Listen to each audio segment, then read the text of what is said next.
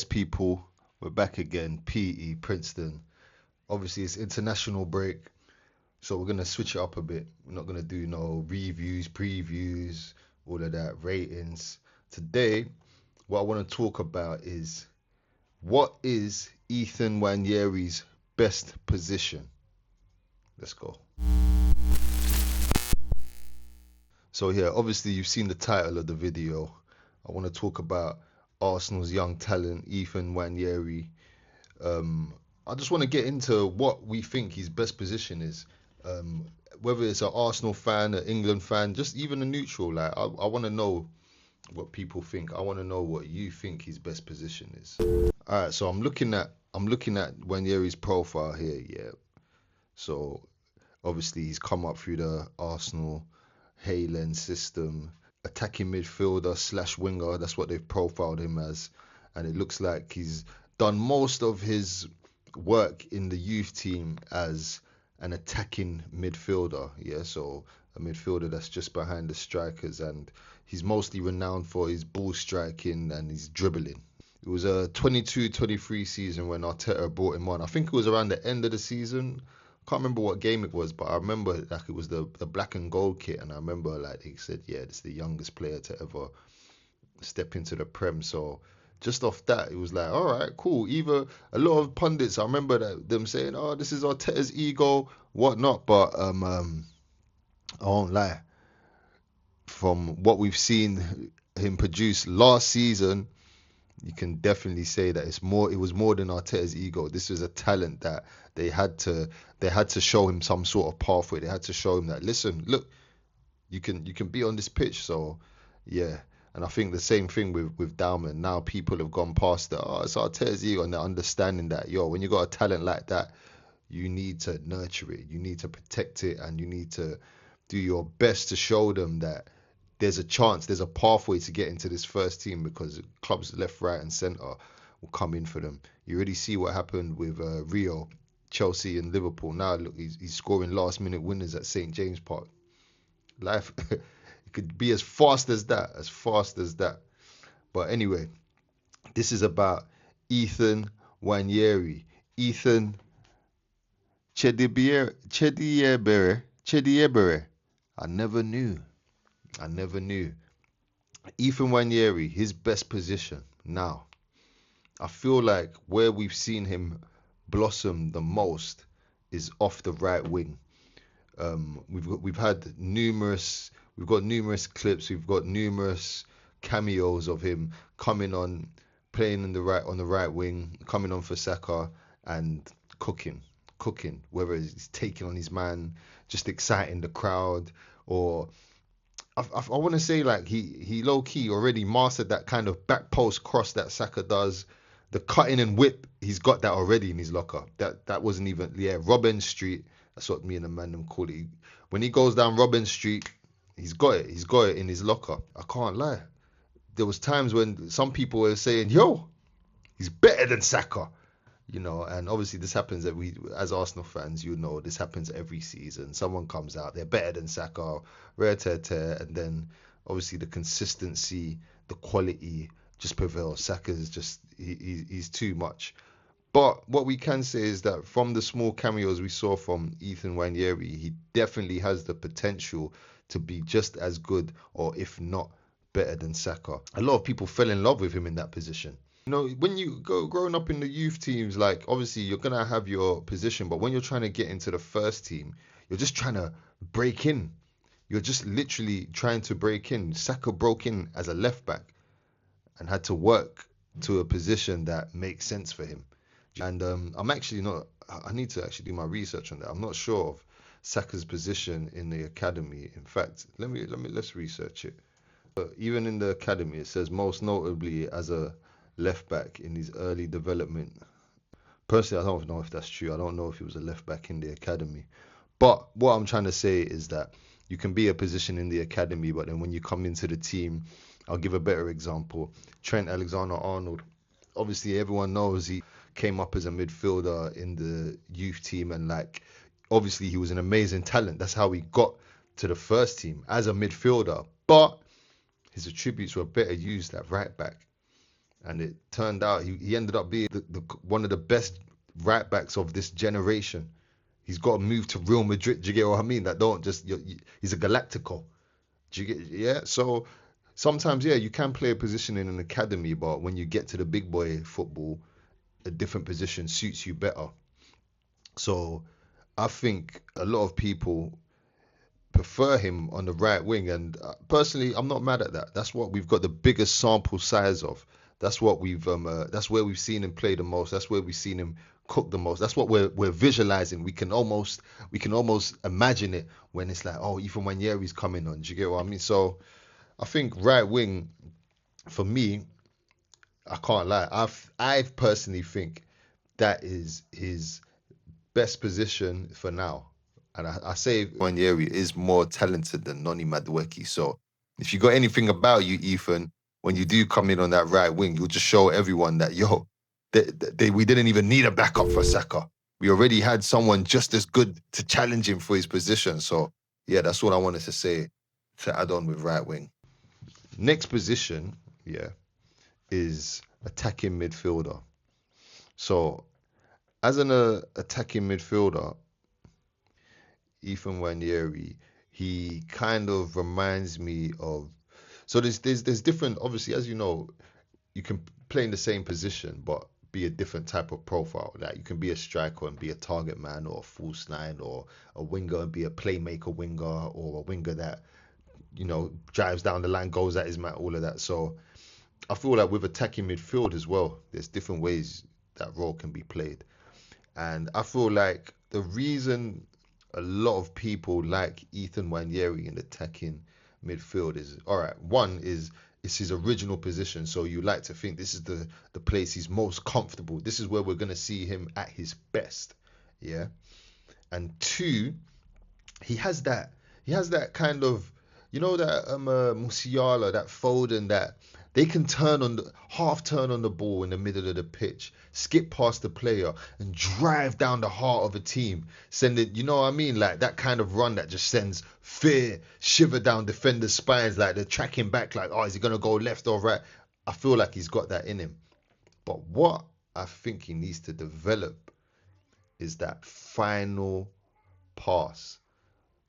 I don't want to say final action, because when he's much closer to goal, and we're going to get into that, when he's much closer to goal and he can do that turn, and he has to just get out his feet and hit it, top tier. I think he's probably one of our best at doing that. Probably probably the best player in our team at doing that. Turning, get the ball out your feet, hit it. Yeah, he's got that. But when you're playing in that attacking midfield role, sometimes you're picking up the ball a little bit deeper than just outside the box. You're not just receiving it right on the edge of the box or anything. You're receiving it around the center circle. You're getting in between the lines, trying to make space to receive it around that area there, and then turn on the halfway line and drive with it. What I think he needs to develop is that final pass. That incisive cut through, like, just, do you know what I mean? Like between the centre back and the full back, that kind of pass. And I've seen them in his youth games for England. I've seen him do a few like little disguised passes that they look good, but I want to see him do it on a bigger stage. I want to see him do it here in the Premier League. Show me that, because one thing that's actually one thing that whenever he has played in the midfield, he hasn't really shown that. And now where we've got a striker like Gyökeres and more attackers like Madueke that are good on transitions, you want someone that can turn. And when we're on the transition, you know that the pass they're going to make is going to be, that's the killer pass. When Kaka used to turn with the ball and drive, I just knew whatever comes off his foot, it's either going to be an assist or a goal. And like, I'm not comparing Ethan Nwaneri to Kaka, but do you know what I mean? I get that same kind of feel when I see Foden or Musiala turn and drive with the ball, and do you know what I mean? They're going straight at the heart of the defense. It's a understated tribute. Did you say undervalued? I don't know how to express it, but I don't hear a lot of people talk about it. Maybe there's another word for it, but I really like that in my attacking midfielders. And what we have at the moment in Arsenal is Odegaard, who can do the turn, can do the incisive pass, but it's just the part in between, the drive, skip past 1-2. He can skip past the player, but ultimately that drive, he doesn't really have the power for that drive. That Kevin De Bruyne, I'm stride and everyone's just gonna bounce off me. Do you know what? So because of that, a lot of people believe, yeah, Ethan Nwaneri will be better for us in the attacking midfield position because he's got a bit more of that power, that drive, that he gets you off your seat. He plays with like an intention. You feel like he's trying to progress it forward. Whereas maybe Odegaard, some of his attributes or some of the good things he does. Apologies. Some of the good things he does don't really, they're not exciting to the eye. They don't like him, like pressing him, leading the press. Is yeah, like to someone, to me, I'm like, yeah, go on, like chase the ball. But to someone else, that's not really like, if I tell you, if you take a Odegaard who misses pressing, some people think, yep, and what difference does that make? Who cares? So yeah, I think there's different ways to play. There's ways to play the attacking midfield role, and I think Ethan Nwaneri can play there, and I think he could be extremely effective there if he just worked on that final action in terms of the passing, not the shooting, not the decision making, just working on the finding that pass. So now you've skipped past the player, you've driven into that space, the defenders are backtracking, players are making runs. Can you make that pass? Can you find that pass? There was a situation with Martinelli in the Liverpool game that just went, and he managed to get into a bit of space where he was driving with the ball. Gyökeres was making a run. Madueke was on the other side, and he couldn't find that pass. That's the kind of situation I'm talking about. Can Ethan Nwaneri find that pass? I guess I could put decision making in there. I don't think he makes bad decisions. I just feel like he needs to be more definite with his, like, I'm driving and this is what I'm gonna do. So in terms of attacking midfield, right now I'll put that second in terms of positions I would play Ethan Nwaneri. First is right wing, second is attacking midfield, and now thirdly is as a second striker. Now when I say that, I don't mean as like I don't mean as how, I don't know, you could say Bergkamp and Henry and you just knock it up to the big guy, he nods it down. No, I don't mean like that. And I don't mean like a 10 like how Bruno Fernandes plays. Or so when I say second striker, I mean more, probably you could attribute more to someone like Cole Palmer. I wouldn't call Cole Palmer an out and out attacking midfielder because a lot of his work is done way closer to the opponent's goal than it is in like towards the center circle. Like yeah, he'll get involved, he'll come down, take a touch here, help it go on, but he's not the one turning with the ball and driving. Do you know what I mean? They have other ball carriers in that team that do that work. He is closer to the goal. He is all right. Once the ball gets to Cole Palmer, they're literally at the edge of your box. Literally at the edge of your box. He's one action away from making something happen. He doesn't have to turn, skip past someone, do a 1-2 to get it back. He's already there. Do you know what I mean? So I think that's another position. Obviously, that is attributed to certain formations and tactics and how managers want to play. But I do believe someone like Ethan Nwaneri could eat off a spot like that easy. His ball striking ability, the way he can skip past players in tight positions, like it's very, like, people don't talk about enough how hard it is to make that yard of space. People think just making a yard of space and getting a shot off is no, that's not a simple thing. That's why you see loads of shots get blocked. Like if you look at the end of the match and you look at the shots taken, shots on target, and how many players took how many shots, you realize that not a lot of players get shots off. Not a lot, and if they do, not a lot of them get them on target or get them past their defender. Like a lot of them get blocked, And that it comes from making that yard of space. If you don't make that yard of space, you don't have the time, the confidence, the know about. You don't even like for you to get your shot off and have it on target and work the goalkeeper. You have to make a decent amount of space, or either that, or you're one of them players that can just snapshot, no backlift, whatever, catch the defender and the keeper off guard. But if you're a normal human, you need to make that yard of space. And Ethan Nwaneri is very good at that. One of the best in our teams at that. I'll put Saka up there as well. He can make that yard of space. So you play a player like that closer to the goal, you're giving a lot of problems for the oppositions. So I think a position like that he could definitely eat from, and I think that needs to be looked into a bit more. I would actually, for now, I would actually look into that more than the attacking midfield role, because attacking midfield it's not just as easy as yeah you just put him in there and he's gonna skip past all these players and make a killer pass or get the shot. No, there's a lot of work to be done there. You have to midfield. You have to midfield. You have to get on the ball. You can't hide. You have to be able to press. You have to be able to make that incisive pass. You have to be strong. Your speed of thought. Whereas on the wing, you got a bit more time. You can do more things, you know.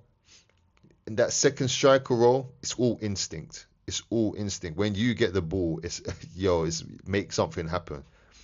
Whereas in that central midfield role, you have to create out of nothing. You have to literally create out of dust, which I think is definitely a bit of a challenge for him at this moment. But I don't think it's something he can't improve on. I think he can definitely get better at that. What I wanted to also speak about is Ethan Nwaneri. Like, if you look at his player profile as well, yeah. So if you go on FBref and just look at the players he's compared to mostly, the players he's compared to mostly are all wingers. You got Gittins, Yildiz, Brian Gills, is it midfielderish? Kudus. Like, all these players are wingers, although be it playmaker wingers, because that's what I would consider Ethan Nwaneri. I'll consider him more as a playmaker winger, a winger that wants to come inside and make things happen. And I think playmaking from the wing would be a much easier job for him than playmaking in the middle, being that having that responsibility of being that sole creator. I think that would be quite difficult for him at this stage in his career. But like I said, he's 18. He's got time to develop. Personally, I just can't get over the fact that we got such a talent in our team. And all I know is Arsenal, you cannot let this youth go to waste. We have to, the same way we develop Saka, we got to do it plus more with Ethan Nwaneri. What I'll conclude it with saying is, I think Ethan Nwaneri's best position right now is at right wing. I think he could be more than good enough to be competition for Saka. And I wouldn't mind seeing him also play a bit closer to the striker as well in the attacking line. But yeah, people, that's me. Princeton, let me know. Where do you think Ethan Nwaneri's best position is? Right wing, attacking mid, or second striker? Like, comment, subscribe. Boom.